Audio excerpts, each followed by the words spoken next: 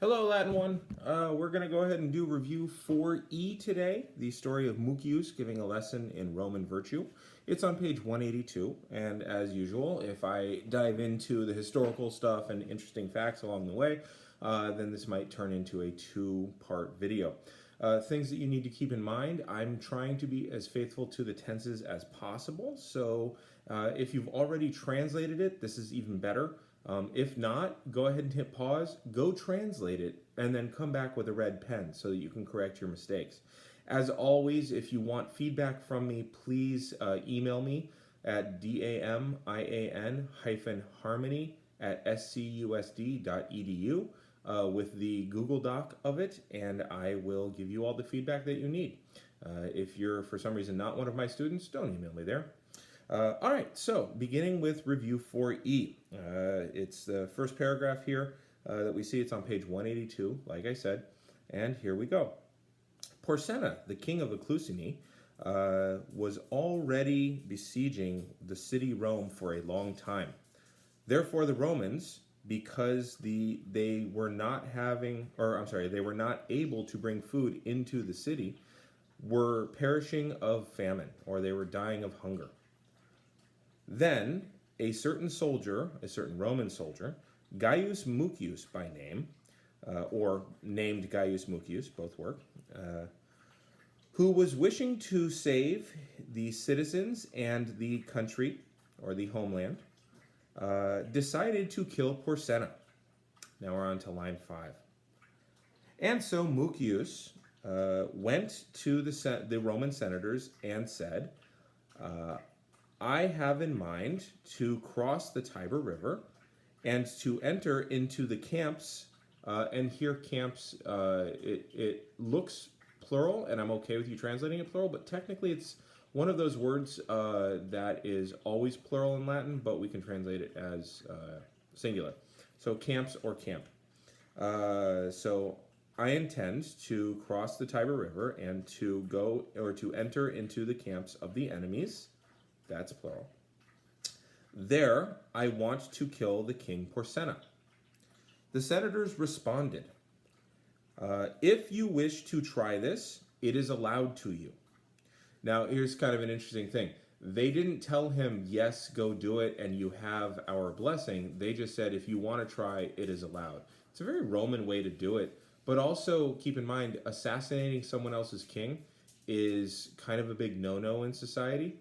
So what the Roman senators were doing essentially was looking the other way because they didn't want to set the dangerous precedent of, oh yeah, we legally said to assassinate a leader, because then that means someone could do it to them. Happy, Mucius returned home. He snatched his sword and hid it under his tunic. Now, he doesn't wear a toga because togas are like business suits, right? So he's wearing a tunic. Those is around the house clothes kind of thing. Tunic is essentially like shoulders to knees, and then you tie it kind of in the middle. And there's a way to gird your loins. There's a phrase for that, and I could maybe try to find the link to that. It's kind of cool. But I always wondered where he hid his short sword, because a short sword is still a good couple feet long. Let's see. He hurried across the Tiber, and he entered stealthily into the camps of the enemies. There he saw a large crowd of soldiers. 2 men were sitting at a table in front of the soldiers. One was giving money to the soldiers, another was watching. Mucius was thinking, which is the king? Which of the 2 is the king? Isn't it that one who is doing everything? It is necessary to kill that one. Mucius approached toward the table and killed the man with his sword. All the soldiers were agog, were amazed, were stunned. That would be a good word to put it. Mucius was fleeing out of the camps, but the soldiers caught him. Oh, wicked, they said, or they say, why did you kill the scribe of the king, or the secretary of the king?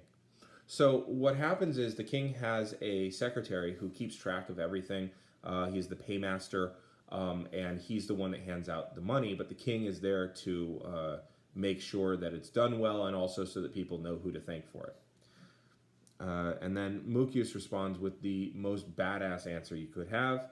Mucius responded, "I was wanting to kill the king, not the scribe." Which is like, oh, my bad, I'm sorry, I meant to kill the guy that you're all loyal to, not the guy that works for him. Now, I'm going to leave it there because it's been 5 minutes. But I would point out to you that, again, Mucius is acting without official sanction by his government. He's acting on his own. So if he fails, no big deal. And the Romans can say, oh, we didn't send him to do that. It's just a guy doing his own thing. But that's essentially the first half of the story, and we'll pick it up on the next video for review 4E. Again, feel free to send me any and all work that you have done via Google Docs to my email, but right now we're at the point where it's just translation. The next thing that I teach you, there will be a lesson from chapter 22.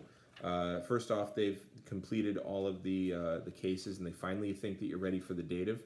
Which is fun, and there will be some kind of telling the differences exercises. There's some really good exercises in there, but I'm going to go ahead and drop a new tense on you. So that's going to be happening. But for right now, we're in review 4E, and the next video that you see will complete review 4E.